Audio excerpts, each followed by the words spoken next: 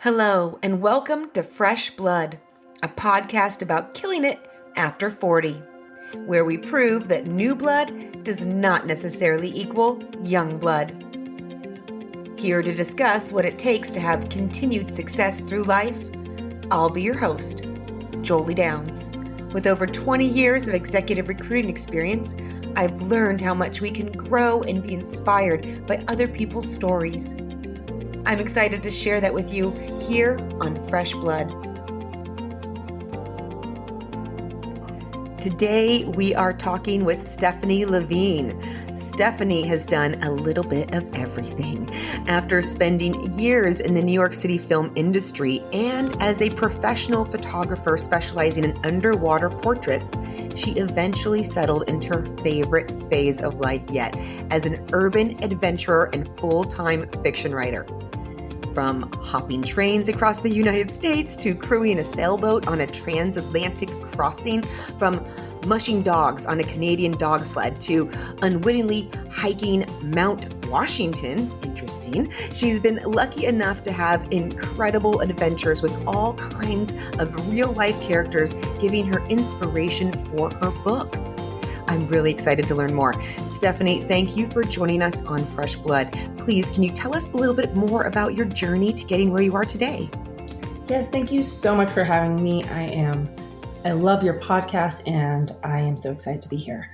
I have always pretty much been in the creative field. I graduated college and knew I wanted to work in film and theater and things like that and writing.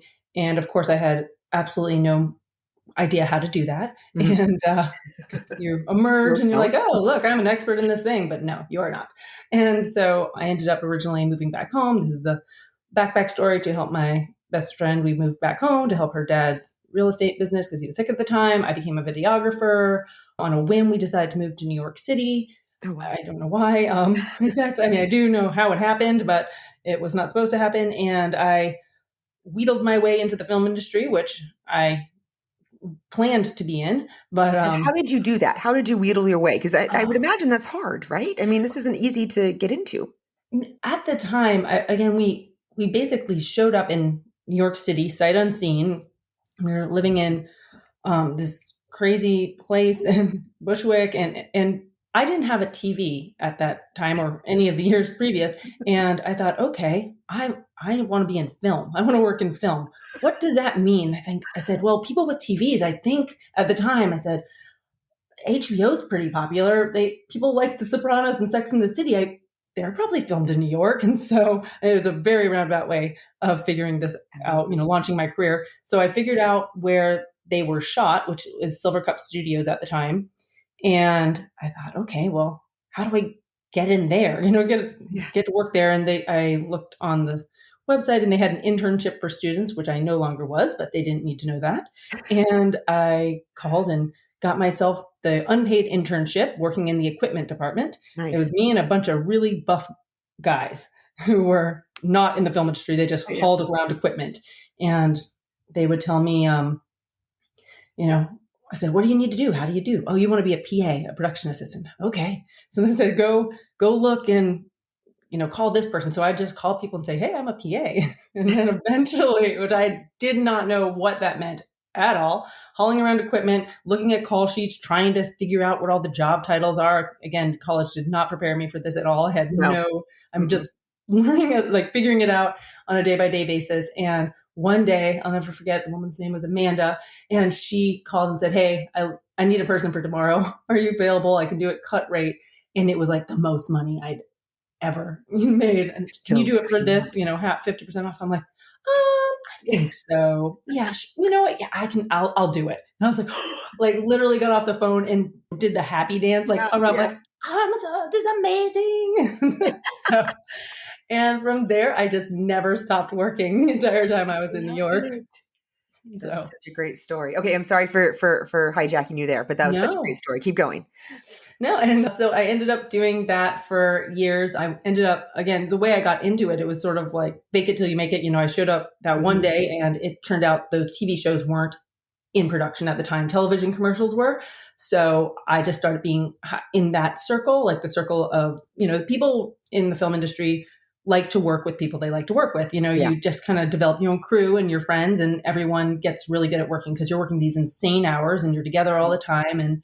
And so if people like you and you hire each other, Yeah. or they hire you. And so eventually I got to do hiring. So that was fun too. But I just went on and I kept basically mostly working on television commercials for years. I did some feature films and things like that. But I ended up climbing, what I would say is I climbed the wrong ladder. And I was so thankful and so fortunate to have the experiences and the opportunities that I ended up being given. Like, I am still friends, with the people who hired me way back then.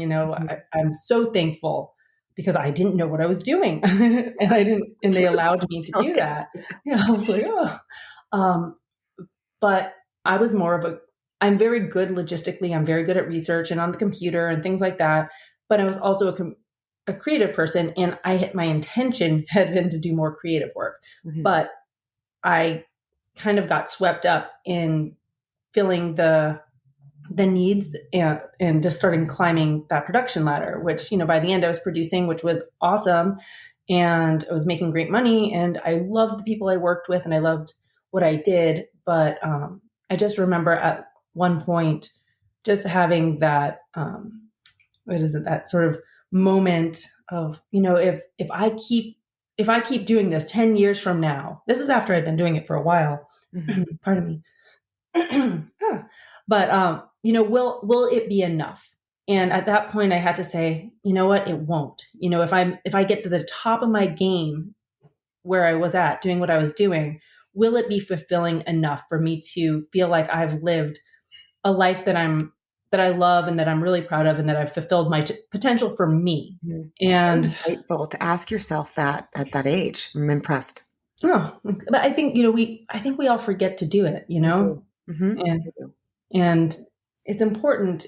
So I took a step back and did all the soul searching, I actually went home for the holidays, and I was like, wow, where I'm from is really nice, because I'm from Florida. And during a New York winter, I was like, wow, is this where I'm from? It is lovely. Who knew? And at the end of that, kind of going back to basics, and also saying, what should I do? Should I stay in New York? Should I move to LA? Should I move to a tropical island in the Caribbean? I tend to go big with what my ideas are. I love that person. Yeah, because I always say, make a pro and con list and whatever, put down things that are the obvious ones you're thinking about, and then maybe throw some wild cards in there, because really you could do anything. It kind of opens your brain up. Agree. And basically at the end of that, I decided I need to be a writer. And fast forward like 2 months later, I had written a novel and then promptly decided to become a photographer. Okay, wait a minute. There's some things to unpack here. So you decide that you're going to be a writer, and you just make this decision. You're like, I feel it's not that you just made a decision. You went through those soul searching. You really were looking at all the different aspects of what's going to make me happy. You figured out that this is something that fits you, and then you actually do it. 2 months later, you actually wrote a book, and then you become a photographer. So tell us what happened there. And I'd always been a writer to some degree. I think most writers are like, oh, I was always writing, so I had thought I would write in film. I thought I would write for TV. I thought I would, do something. I didn't know anyone who did that professionally. I didn't know what it looked like or how to get started, which ironically, nor did I know anything about the film industry, but I decided that one was doable and one was not. It's weird. We do this to ourselves. Society does it to us as well. Yeah. I agree. It's just a weird thing. And I think for myself, and there's probably people like me, I think we have a tendency to basically, if there's something we love, then sometimes we're more afraid to fail at that thing. And we will achieve success in something else. Oh, that's insightful. Yeah. And that's one of the great things about as you get older is you start saying, wait, what the heck? I'm working so hard. No matter what you do, you work so hard at it, and you give it so much energy and so much of your life. It's like, wait a second. I knew nothing about, the corporate world, or I knew nothing about photography. I knew nothing about whatever. And then I got good at it. So why can't I do that for something I love or I want to do? Yes. Thank you. I completely agree. Yeah. So I I knew at the end of that, even though I did want to be a writer, and we didn't have the resources we have today. Mhm. It back then it just was. I went to Barnes and Nobles and I bought a book, Barnes and Yeah. Noble, and it said write on spec, write on spec, write on spec, and everyone's going to reject you, and Yeah. just do that into infinity. And Yes. then maybe one day something good will happen. And I thought, well, how do I pay for my home or Yeah. food or support myself? This sounds questionable, even though I'm Yes. good at writing, but still I'm an adult. I mean, even I was a young adult, but at the same time, You got to pay the bills. exactly. And I think that becomes daunting, right? When we're afraid of something, we're Hmm. like, oh, I can't do it doing that. But I knew I wanted to be on the creative end. And I had been doing some photo editing and things with photography. And I had started out with video and then, of course, being in film. And I thought, oh, photography is so much easier than film. You can edit a picture so fast, gosh, Hmm. comparatively. And I had access to a lot of camera equipment. And I thought, well, that makes more sense. I can make a living doing that because I can just start taking pictures and going down that avenue. And so it was a rational thought. And I sometimes say that, well, only in the last couple of years, I'm like, anytime I have a really smart decision, I need to remind myself not to do it because a lot of times I'll choose the smart thing Hmm. and put off the thing that I truly want to do. And then I'm like, oh, I'm going to have to go through this big, long process to get back to the thing I should have Yeah. started working on from the get go. Oh, I feel you there. And this is a lesson too many of us go through. And this is why we need to learn from other people's stories.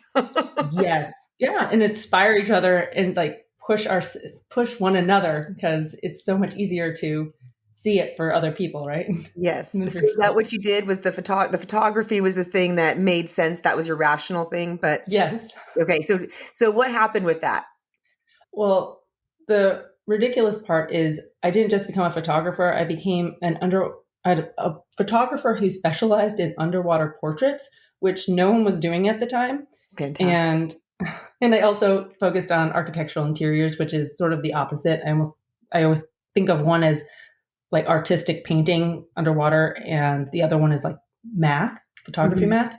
Hmm. And I like both of them, but yeah, they were just so random, just such random choices within an industry I knew nothing about. And I ended up having a really great next career as a predominantly as an underwater photographer. I did the interiors and architectural. I'd say as much, but a lot of people really knew me as an underwater portrait photographer because no one was doing that at the time. And not even a ton of people do it now, but a lot more do it now. Do you think that was key to your success as a photographer, getting a niche that wasn't necessarily being taken advantage of?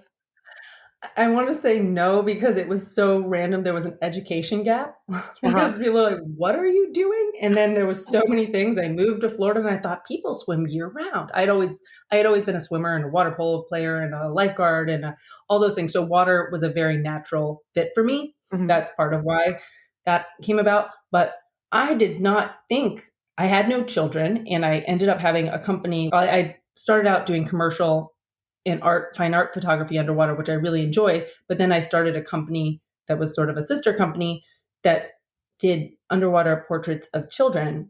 Interesting. And yeah, and that was very popular and very time consuming. And that pretty much took over. But we have a huge hurricane season here. And that happens to be when the kids are off school during the summer. And so Mhm. there's all these things to learn. And over the years, I photographed weddings, I photographed commercial and corporate headshots, and I've had a lot of cool photography Yeah. experiences and jobs, but that was sort of what I thought was like the bread and butter thing that a lot of people knew me for. What do you think helped bring you the most success in that business while you were doing photography?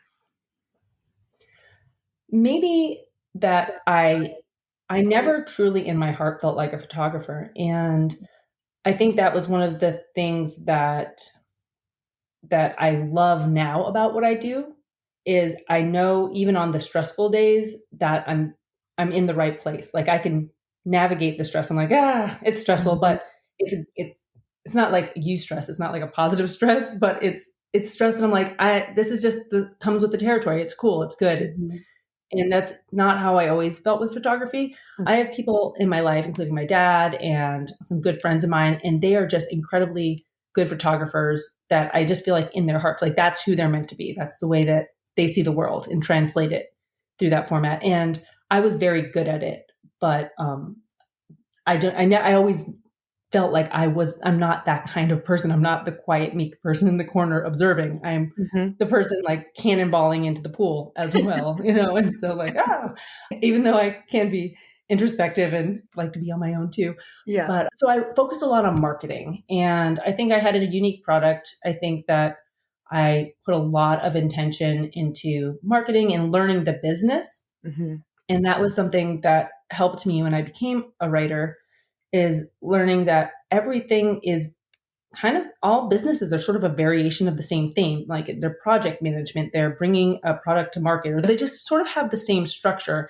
And if you treat it like a business, then you can make a living at it. And Mhm. so, and I think maybe I had a good product that people liked.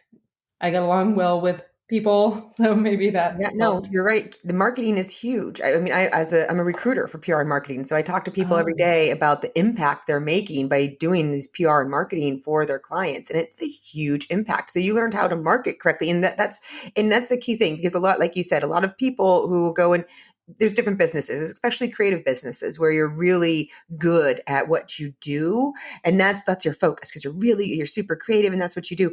But a lot of times they're not looking at the marketing and the business aspect, and they're not playing up the strength in that area. So they're not as seen as maybe some other people. So yes. it's a key thing for all businesses, marketing. And you said, so that helps you with your books. Now, how did you end up becoming that full-time writer that you always wanted to be? How did that come to be? And so I did photography and design. I ended up also getting a lot of design clients, which was weird. Like I designed for the boat shows, like their actual physical booths. And so I had this whole business and career.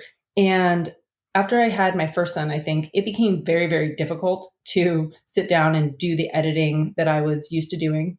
Mhm. And I think not that it became an excuse, but it was sort of like, this is so difficult, or this is so much work.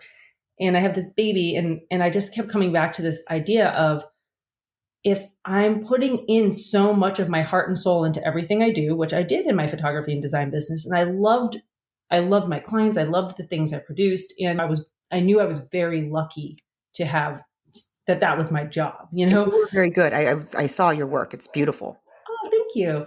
I knew that many people would love to do what I did. And so I didn't want to take that for granted, but I just thought, gosh, if I'm going to put every little bit of what I have into my work, aside from obviously, my life also, um, it has to be something I love. And I know deep down I'm not supposed to be a photographer. I know that I know I need to start trying to be a writer. I don't know what it's going to look like. I don't know what I'm going to write, but I just know that that's the path or direction I need to go towards. Mhm. And and if I don't start now, because I was a little bit older when I had kids, and I'd lived a lot of life, and I just thought, when are you going to start? You have to start, because you've started at the bottom of the ladder in multiple industries now, Mhm. and you've climbed. And when you're at the top of the wrong ladder, it's not as fulfilling. And No. but basically, aside from that, it's like, so I just need to start climbing this ladder, because if it's what I want, I will get to some version of the top. Yes. So Yes. And you'll be so much happier. Yes. yes, Now, I mean, out of all of these things that you've done, what do you feel has been your greatest success, and why? What did you learn from it? I think my greatest professional successes have varied. Sometimes getting a really, great paycheck or making money off of something that you love or something that you're proud of is really fulfilling. I tend to not go heavily towards like, oh, as a woman or as a man, but I think especially as a woman for myself, that sometimes I can be a big personality, but on some level, I'm very personable, but I tend to stay small in some ways. And I think that that's something I've noticed and had conversations with that a lot of people do. And I know a lot of women in particular tend to do. Yeah. And so I think seeing those markers of like, wow, like I did this and I was financially successful from it. Like it's like a marker that you can really like feel proud of, because we tend to always be like, oh, you're wonderful. And we give and receive a lot of praise that we genuinely mean when we give it to someone else, but we sometimes discredit when we get it ourselves. Right. Does that make sense? Oh, yes. We do that too much. Yes. Mm-hmm. So sometimes having a kind of a marker like that is helpful. And also I think when I see a really good review or when I see the reviews come in, because I usually get really, really nervous and like, oh no, I should have never put the book. I still have my crippling doubt that'll come in at the completely wrong time, after the book's out. I'm like, oh no, wait. Yeah. No. And then I see these really kind, loving reviews. And I'm like, oh, I did my job. I created something that made somebody hopefully felt good, because I kind of focus on sort of feel good. I want people to, even if it's a fiction book, I want them to come out of it feeling inspired. And basically everything you talk about is what I kind of subliminally try and put in my books. So I want people to say, oh, you know what? Maybe I can be happy. Maybe it's worth taking a leap of faith. Maybe it's worth making a decision today that's a little bit bold or feels a little bit crazy, and start walking in the direction of my dreams, and maybe something great can happen. I love it. Those are my favorite kind of books that you read and they're great stories. So they're page turners because you love reading them, but you feel a little bit better because you read them. You have those little insights that you walk away from that just ping you inside. I often even pull quotes from the books I read and email them to myself. That's so smart. For remembering. So that's fantastic. No, well, what about, you've gone through a lot of things. So I would imagine you've probably dealt with different big obstacles or big mistakes that you've had to go through. Is there any big one that you've dealt with that you've learned from that you could share with us? I think I probably make mistakes all the time. We all do. And rolling through that, one thing I do in my writing business is choosing to think of it as a business, even though there's two sides. And part of that is sort of the writer side. Like you have to go come up with a creative vision and create something. And then the business side has to then take over. I almost say like, okay, the writer, you need to go on vacation. You did a great job. Thank you. Now you go away because you will make this a disaster. Like you will just make this impossible. And so I think one of my biggest obstacles or those things is that I tend to get in my own way. And having to learn how not to do that, how to sort of overcome. I'm good at overcoming obstacles because I'm a very sort of silver lining kind of person. Mm-hmm. Like I don't tend to have regrets, not because I have not made I shouldn't say terrible mistakes, but like ridiculous mistakes, because I have constantly, I've made all kinds of questionable decisions in my life, but I just think, you know what, I can't go back. I can learn from them and they create who I am. I tend to get in my own way or I have to overcome that sort of inner critic who wants to keep work from going out into the world, or wants to who wants to protect me from getting criticized or being sad or any of those, whatever those things are. Yes. No, that's really big. And it's big. It happens to us all. It's not like because that voice is there, that voice is right. That's just a voice that exists in all of us humans. It has that negative connotation that used to save our life. When you saw a stick, you wanted to believe it was a snake because that saved your life. And so we're conditioned in that way, but we have to be aware that we're conditioned in that way so that we can work against it, because it does not help us anymore. That actually hurts us now. So we have to make those changes, and just being aware of that and knowing when you get that voice. I love that that's what you're seeing. You have that voice and you know that you have to push yourself past it. You need to go ahead and create. You need to make those big moves. And that is a big key to success. And living a successful life is recognizing it and then making the change. Yeah, absolutely. And I even think that that's one of the benefits of age or wisdom or experience, is that you can talk yourself through, because you've seen it happen. You get to know it, like you've learned or seen other people, and you can be like, okay, I can step back and be more rational about this. Like you said, you have these innate instincts that have saved you, and that we have ingrained, and it's like, okay, I now know that this is more about me, and or myself trying to save myself, and Mm-hmm. I can push myself beyond it and work through it. And a lot of that comes from knowing, okay, I did it before, and I did it before, and I was okay. I've been okay when I've made myself go into a scary situation or make a bold choice or do something that, the book wasn't perfect. Oh, I can't, in that situation, for example, like, oh, you know what? It was fine. People liked it. It sold copies. It was a bestseller. Like, calm down, just move forward. Right. You're so right. Yeah. That's the beauty of mistakes, right? Where when you make mistakes and you're okay. And that's an important lesson for us all so that we can keep moving forward. So, but it is important to recognize that too many people, the mistake will be made. And there's that other mindset where it's just the beating yourself up and going down a different path. So it's important to recognize that we're all human. It's okay. Yes. It's really okay. So now I'm curious, everyone has a different definition, if you will. I'm curious what your definition of success is and what you believe, because of that definition, what you believe is key to continued success in life.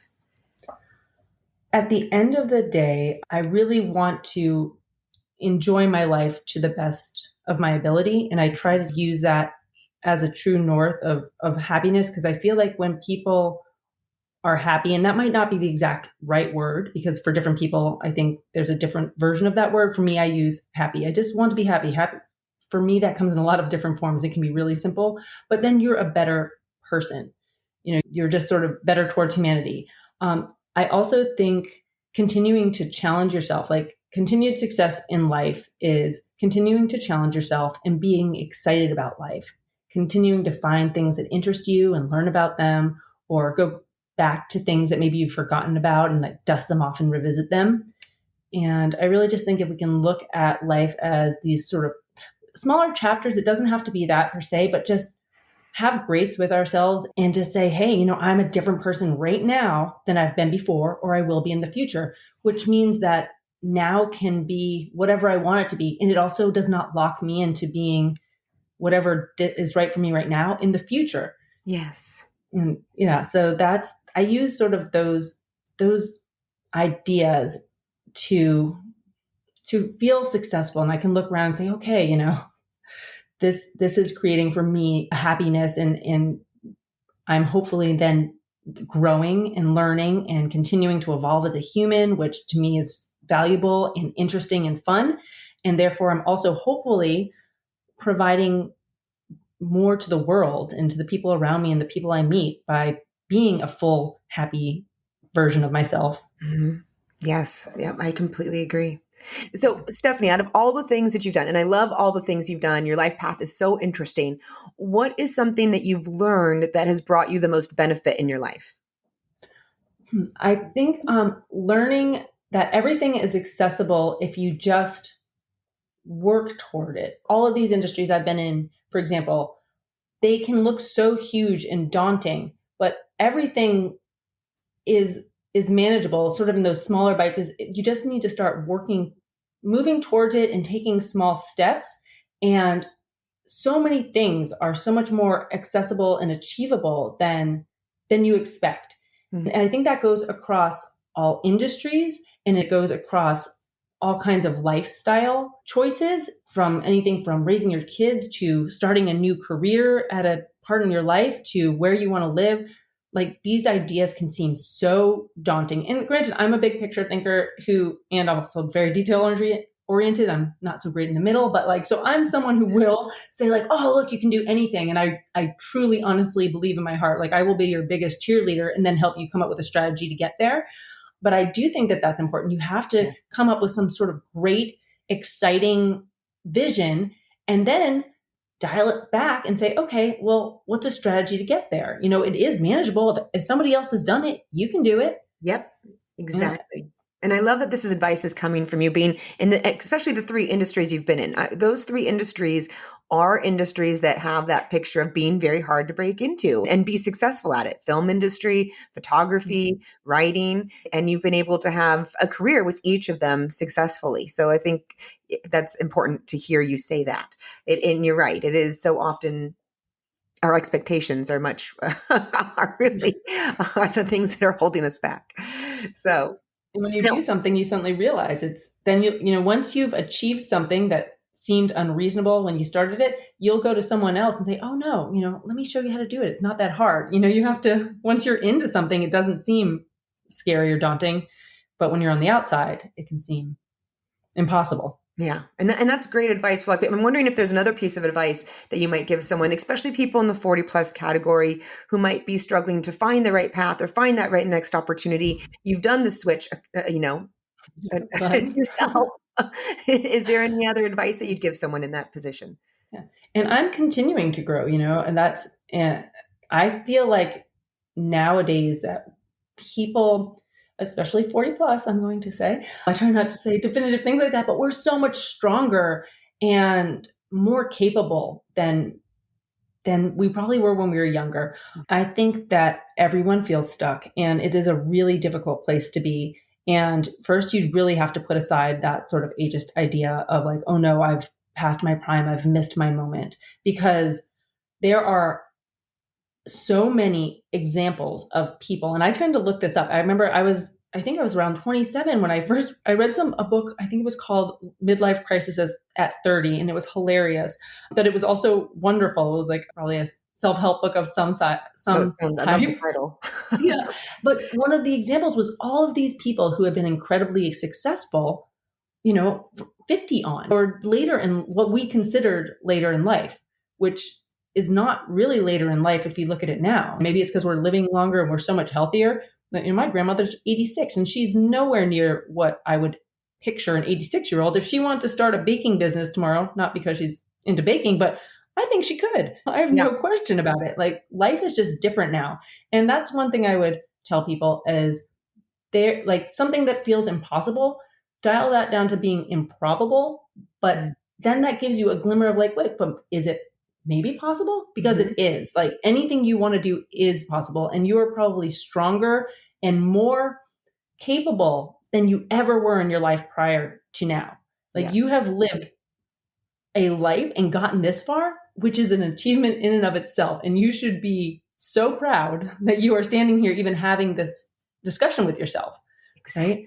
And the resources are abundant. Like we live in a world right now where things are possible that never were possible before. You can take your career or your side hustle or your passion or your hobby, whatever it is that makes you happy and you want in your life, and you can make it part of your life. You can, if it's your career, you can build that career and take it into your own hands. You can have a podcast, you can write a book, and you don't have to wait for the powers that be to say it's okay. You can find out and you can how to do it. And if you need help, there's help. You can hire people, you can ask for help.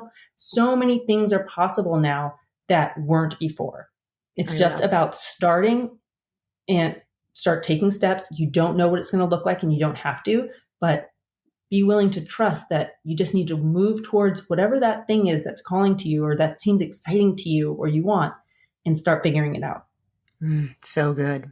I love how you said it. You don't have to ask the powers that be because you are the powers that be now. That is wonderful. So true. And now, what about when you're dealing with your worst times though? I'm sure there were many struggles in the beginning of each of these. How did you push through your worst times? I am very optimistic by nature, although I do always think that optimists are people we have to stay up or we'll go really down and Yeah. be like, oh no, it's terrible. There's a flip side of everything. Yeah, exactly. This is how we keep afloat. Everyone needs a way. So I tend to be someone who, when times are really bad, I'm like, okay, let me stop. One, is there a silver lining? Did I learn something? Well, at least there's a positive from whatever it is or why I'm sad. I felt stuck a lot. Like feeling stuck is a terrible feeling. Mm-hmm. And I know a lot of my friends, we go through these moments. But when I'm like that, I think I do a combination of, again, having grace with myself to be like, okay, you know what? You're feeling this right now, but rationally look at the rest of the world. Things are okay. I currently am in good health. I have all my fingers and all my toes, which I'd be fine without them, but I'm pretty glad I have them. Yes. And that's something to be thankful for. And gosh, I have it way better than so many people. And so therefore I have the power to right whatever wrong I'm feeling. And sometimes you're just sad, or depressed or whatever it is.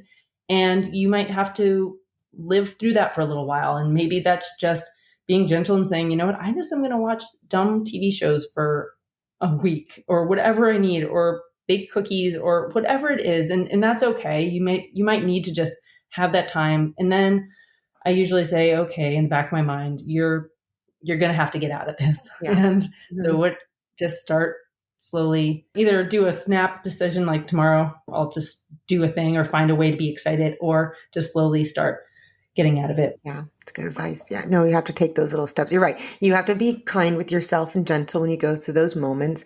But then you need to start taking the steps when you need to start taking the steps. And it is something that you have to consciously do sometimes when they're really hard times, which we've all been in. So sure. And two, sometimes it's calling somebody and just talking through it. A lot of times talking takes the power away from the bad thing or the hard times. And then remembering that you have control, or for me, I have control of my life. Like at the end of the day, I am the only one who can truly change my life, or is in charge of my life, or cares. I care more about myself and you care more about you, because from that just instinctual level, than anyone on this planet. So love yourself, take care of yourself, and figure out what you need or you want. And once you find that little spark, usually it's enough to be like, could I really do that? Or that would be fun. And then it starts building. But you're responsible and you can change. You can be the change you want to see in your own life. Yes. Yeah. I see those are the good cliches, You're around for a good reason. So have you developed any habits yourself that you feel have benefited your life and help you with your own success? I think figuring out who you are and leaning into your strengths is something that continues to be helpful for me. Mm-hmm. That takes stepping back and sort of auditing the situation or your life at times. And sometimes I get overwhelmed with everything. And then I have to tell myself, okay, look at this objectively. You're always going to work hard, but spinning in circles isn't going to get you anywhere or help you. So is there a way that you can work smarter or work more with your strength that would make this easier and more streamlined and more enjoyable? So that has been a habit that has been really helpful for me. And then also I tend to be a very big picture thinker or a really tiny detail oriented doer, getting down to the nitty gritty. And so I struggle with the everyday maintenance type of stuff. So I think for me, identifying that and understanding who I am and that each of those things have a place, it's important for me to be able to see the large picture so that I know that what I'm working towards. But then I have to put systems in place in order to get the everyday middle ground work done, which sometimes requires a way of figuring out how to do it that works with my personality. And then also, lastly, I also have to learn how to cut myself off when I'm falling down deep into that 80-20 trap where I'm spending way too much time on something minuscule that no one will notice but myself. Yes. So the habit is knowing myself and then creating systems to support that personality or my best practices or best habits. Smart. Yeah, we're all so different. There's different best practices for each of us. So that's smart, finding out what makes the most sense for you and your personality. Now, I'm curious because as an urban adventurer, and I mentioned a few things in your intro, okay, you've obviously had a lot of very interesting experiences. Is there any super interesting experience story that would be worth sharing with the listeners that may have brought some, maybe you learned something from it or brought some benefit in your life after you reflected on it afterwards? I tend not to have favorites of things, and I feel so you it on this. I do actually, you? yes, yes. Anytime someone asks a favorite, my mind, like, oof, that's Yeah, just really tough. I mean, could I give you a top 10? yeah. It is. I don't know. I've always had such difficult time with that because I'm like, well, everything has a benefit in some way or in positive or negative. It just depends what mood you're in or what, I don't know. Everything is so impactful in its own way. And sometimes that's tiny way or a huge way. Okay, Um, what's one that's really super gosh, interesting or random or very different that, an experience most people wouldn't have? gosh, everything I do is so I'd like to have random. all of them. Everything I've chosen to do. This is just because you mentioned it and it's been a while, but when I hiked Mount Washington, so that's in New Hampshire, and I was a professional photographer at the time, and I was traveling with my partner, who is also a professional photographer, and we were on this fun epic adventure in photographing. I'm from Florida, which is at sea level and is not a big hiking state, and I never understood this idea of hiking. Like, isn't it just walking? Like, is it hard? I mean, I'd been an athlete when I was younger, and I just thought, "Oh, just walking." And somehow we ended up at some point in New Hampshire, and and Mount Washington. I said, "Oh, there's a mountain. I don't know. One thing led to another. Should we hike it today? Oh, yeah, we could start walking." I'm thinking, how hard could this be? And it turned out it's very hard to hike a mountain. And I know it is not like a 14er or anything, but it was such an interesting experience because when you're halfway up a mountain, again, smaller maybe than others, I am not a mountain climber. So this is a very novice person who has just wandered into this thing and thought, yeah, sure, I can do that. And halfway up, there's no good option when your body is just shot and you don't know what to do. And you think, well, it's just as bad to go back down as it is to go up. Like this, oh no, and I can't just sit here on the mountain forever. Yeah. Um, and I eventually we made it to the top, and I remember there was like a summit sign, and I felt like a titan. I was basically like crawling to the sign, like, yes. And then like, people would just drive up because you could apparently drive up the mountain as well and come over and take a picture next to the sign. I'm like, are you kidding me? Like, I just gave everything I had to climbing this mountain. And then it was funny because then we both ended up being sick for about 7 days Oh because no. our bodies were like, what did you do? Why would you do that with no training? That was terrible. But one of the things that always came back to me with that is that was such a metaphor for me for like the things in life that I've enjoyed the most or that have brought me to the best places is when you kind of, if you apply a certain ignorance to, especially to the things you kind of want to do, if you could go back to that place and get in a place of like, why not? Let me just try it. You don't have to come up with like a business plan or all these things ahead of time. I'm all about business and development and strategy and stuff, but sometimes you just have to have enough of an interest in something to do that little bit, to just start and be like, oh yeah, what's so hard about climbing this dirt path? That there's some rocks, big deal. Like I can see there's kind of a path, and then suddenly along the path there's like some cairns or like rock. Oh wait, that's the path now. But you do it. Once you get started, then your resourcefulness kicks in, and some of the best things can happen because then you're so much farther than you ever would have thought, and you've learned so much along the way, and usually that will eventually get you to some sort of a summit, and you're going to be so proud of yourself. But apply that sort of ignorance early on and don't make such a big thing about it, and just start something, and something really cool can often come out of it. Now I'm a mountain climber. What a great story. I love that. And your takeaway from it is brilliant. Perfect. Now, as a writer, I'd imagine You probably are a reader as well. Is there a book or even a talk or video or movie that has had a really big impact on your life that you think others would benefit from as well? Oh, again, this goes back to that favorite thing. I was thinking about that earlier, and whenever I think about it, I think, oh gosh, well, it really depends what you're what you're trying to solve, because there's books for everything. I am a chronic book buyer, and I actually love nonfiction, like resource books. So Mhm. I will always tell you there's a book for that, or there's probably like 10 books for that. I could recommend. So depending on, habits, yes, here's this, or pure entertainment, yes. I don't have a favorite. For some reason, just as we're talking, the first book that popped into my head was a book I got years and years ago, probably maybe even in college, and I think it was called Wishcraft. And I know I have it here somewhere because I don't get rid of books, much to my family's chagrin. I have to see. Because I'm always like, oh my gosh. But that was a really great book. And it had exercises and things like that. Wishcraft, I cannot remember her name, and I know the second I see it. But it was one of those ones of basically going back and finding your passion. And I've wanted to read it and pull out exercises from it, even recently, to share with people I know who are feeling stuck or need to try and figure out what to do next. Because we all, again, go through that constantly. And I really enjoyed that, and a number of other books.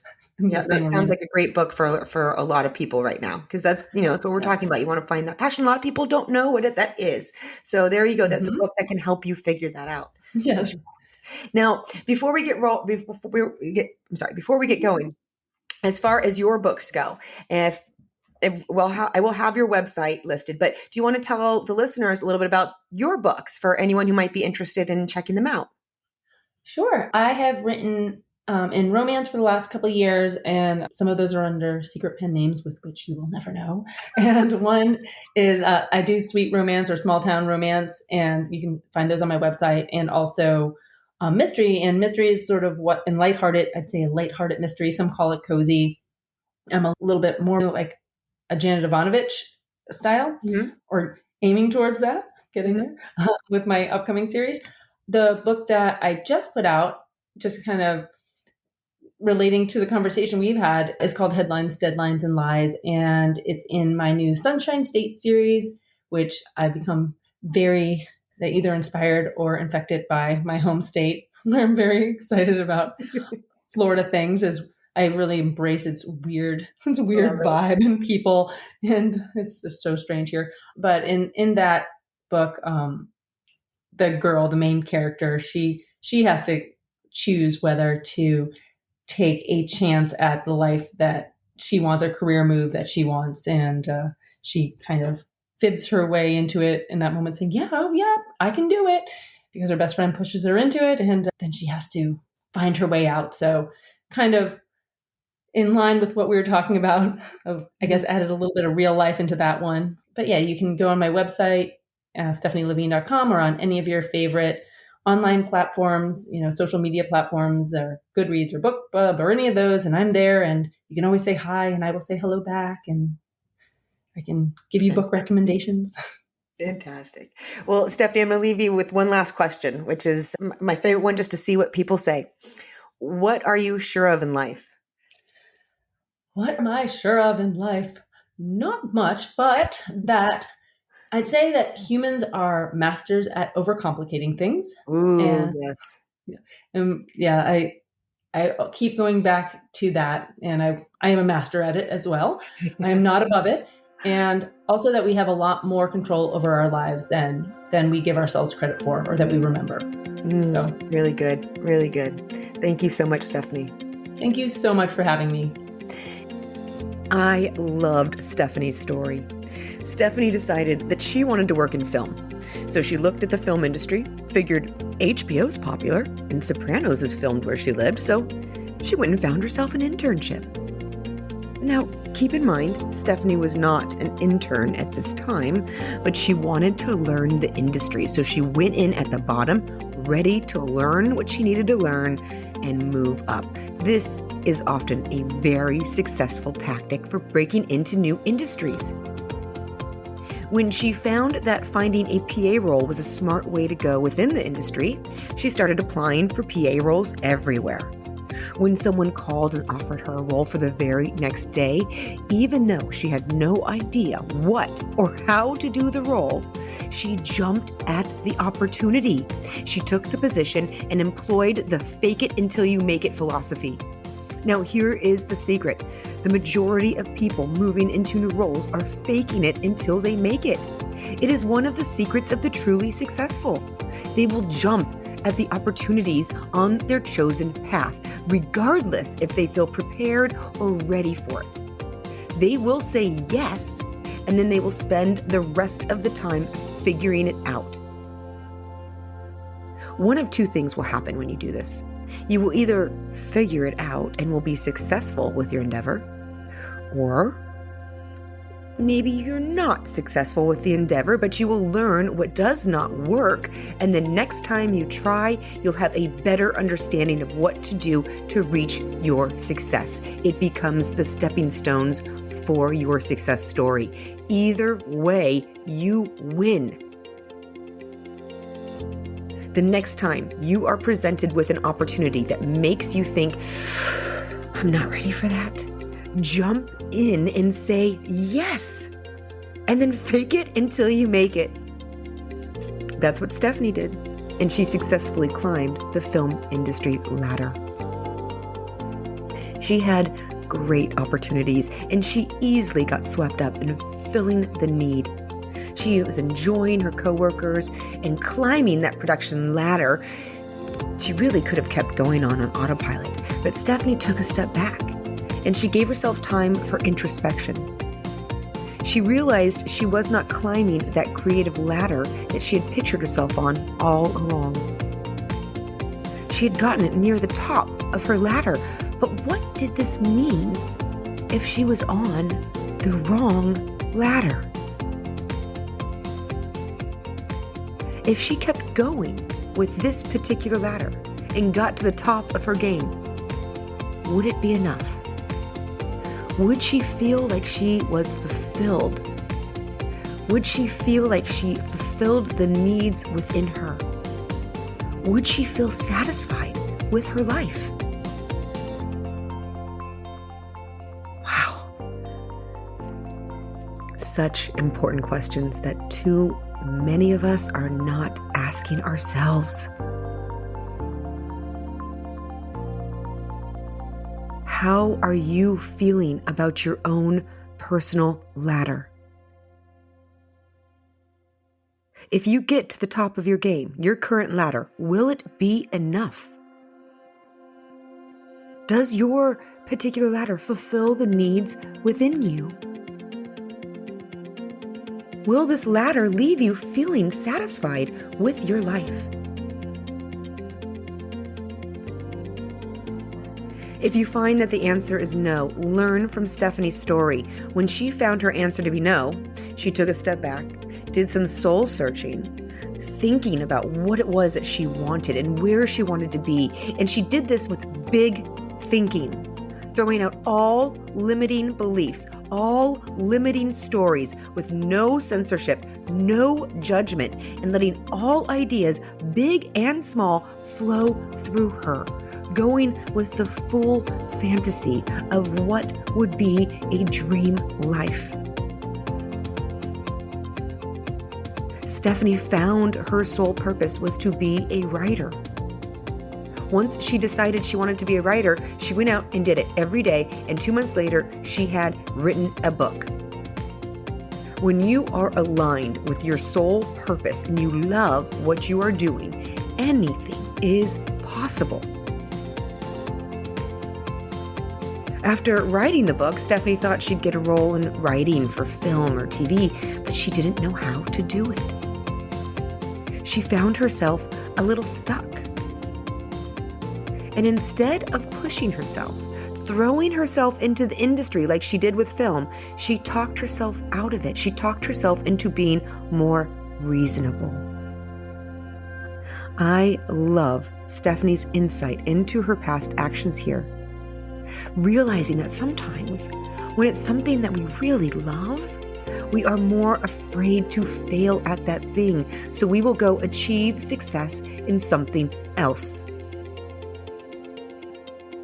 Have you ever done that? Walked away from something you loved for what felt like a safer, more rational choice? I think most of us can relate at one time or another. And that is what Stephanie did. She walked away. She decided to become a photographer because she had the equipment, she had the family connections, and it was an easy transition for film. It seemed like it made sense. It seemed like a rational choice. Stephanie once again started climbing a new ladder and quickly rose to the top. She had a successful career as a photographer. She was great at what she did, but it never felt like it was the right place for her personality. She never felt that ease and flow of being in the right space. Once again, Stephanie realized she had allowed herself to climb the wrong ladder. She realized she had been working so hard, putting in so much effort day in and day out to get to the top of the photography game, giving all of her energy to this field that she did not love, and making it work. Why can't she do that with something she loves?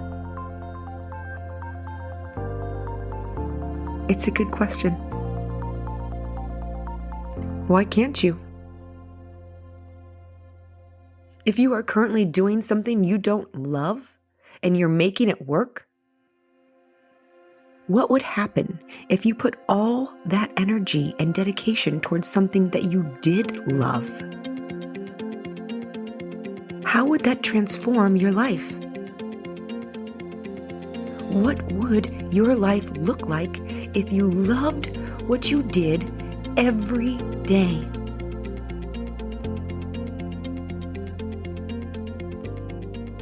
Stephanie knew that she loved writing. She knew that this is what she truly wanted to do. Having the epiphany of how much time and energy she was putting into photography, which was not something she loved, Stephanie decided to make an immediate switch and put all that energy into what she loved to do, and she started writing. She knew that if she did not start now, when would she start? She'd already started at the bottom of the ladder in multiple industries, but she was ready to do it one more time. This time on the right ladder. And what a difference that makes. Stephanie has found her flow. She knows she's exactly where she's supposed to be, doing what she is supposed to be doing. And even in the most stressful moments, Stephanie feels at peace, as they are simply part of the territory in the right world, and they are dealt with accordingly.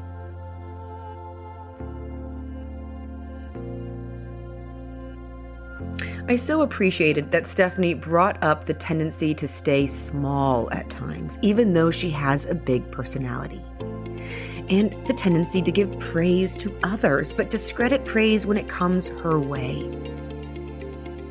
This is something that a huge percentage of the population struggles with, and I would say especially women. This is something that I struggled with too, only finally learning the important lesson a few years ago. This is a universal truth. Each and every one of you are powerful beings of possibility. Each and every one of you has an internal champion waiting to be unleashed. Give yourself permission to let your light shine brightly. Do not dim your light for fear of others' perceptions. Do not dim your light to make yourself acceptable to others. Embrace who you are and allow your light to shine through. When you give yourself permission to let your light shine brightly, you illuminate the darkness someone else might be sitting in. You give them permission to do the same. When you shine for yourself, you shine for others. Promise yourself no longer will you play small. Now, we all get those negative thoughts that can plague our minds, as Stephanie admitted as well. She'll still get those fears or those crippling doubts. Her mind will go to discredit her. The inner critic will stop her from working. But then she'll remind herself of the good. She'll remind herself of the difference she has made, how she's helped others feel good. And that, right there, is the important trick with dealing with those negative thoughts. Changing them. It's important to understand that negative thoughts are normal. They are results of thousands of years of our ancestors living lives where negative thinking saved their lives. We now live in a time when that is no longer the case. Your negative thoughts are only detracting from your life. So while those negative thoughts are normal, they are not right. The good news is our minds have neuroplasticity, meaning that it can change and develop. When you stay in a pessimistic state, which so many people have been experiencing because of this pandemic, it creates these neural pathways, grooves in your brain that keep you thinking negatively. But you can retrain your brain by changing that negative thought consistently and with practice, by noticing that you are thinking negative with no judgment, and then simply changing that thought to its most positive opposite. You can retrain the brain. It will create new grooves in your brain, and the more you practice this, the deeper the grooves will become, which will eventually cause you to automatically think positively. And let me tell you, as someone who has lived the majority of their life with negative pathways and who has learned how to retrain their brain, this is so much more of a pleasant place to live, so much more of a pleasant life to live. I recently learned a new technique to help combat negative thoughts, and I really enjoyed this process. I wanted to share it with you. We all have that negative voice, that internal critic that is just a cranky old goat to deal with. What I want you to do is to create an internal cheerleader. Now, you can have one or two or three or even a squad, whatever you want, female, male, whatever you want. This is your cheerleading squad. But internally, I want you to picture your cheerleader. What does he, she, or they look like? What are they wearing? Now picture them cheering your name, cheering you on to do well in life. Picture the last thing that you chickened out on. What if you had a squad of cheerleaders cheering you on? Could you have moved forward? From now on, whenever that internal critic pops up its ugly, nasty head, bring out that internal cheerleader and have them cheer them away, saying all the positive opposites. You can meet your needs yourself.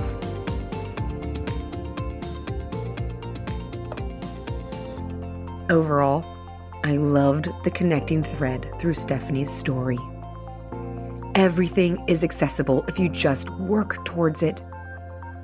All of the industries Stephanie worked in are considered by society to be huge, daunting, maybe you should have a backup plan kind of industries. These are the limiting stories that we have accepted from other people. Stephanie did not accept these stories for herself. She waded into each difficult industry and successfully climbed the ladder. How did she do this? Baby steps. She took these seemingly insurmountable goals and broke them down into smaller, manageable bites. As Stephanie shared, you just need to start working towards your goal, taking those small little steps. When you look at things in bite-sized markers, there is so much more that becomes immediately manageable and accessible. Come up with your exciting vision. What is it you've always wanted to do that you have stopped yourself from doing because it felt too much? Develop that vision and then dial it back. What are those first initial steps you can take? Is there a class you can sign up for? Is there a group you can join? A book to read from and learn from? Take that step. The next day, ask yourself again, what can I do today that might move me a bit closer to my goal? Repeat every day, and soon what felt impossible will be happening. Remember, inch by inch is a cinch. Yard by yard is too hard. We are living in an abundant, resourceful world full of possibility where you no longer need to wait for anyone's permission. So this is my wish for us all, that you take your life into your own hands, getting clear on your personal dreams and making sure that you are climbing the ladder that speaks to your soul. What dream will you once again follow? What step will you start with today? Until next time. Thank you for joining us on Fresh Blood. Please subscribe and follow us on all streaming services, including Apple Podcasts, Amazon, Spotify, Google Podcasts, and Player FM. You can also follow us on Facebook and Instagram at Fresh Blood Podcast. I would love your help in spreading these stories and important messages. Please give us a like and share with a friend. Your help is greatly appreciated. I hope you make today a most fulfilling day.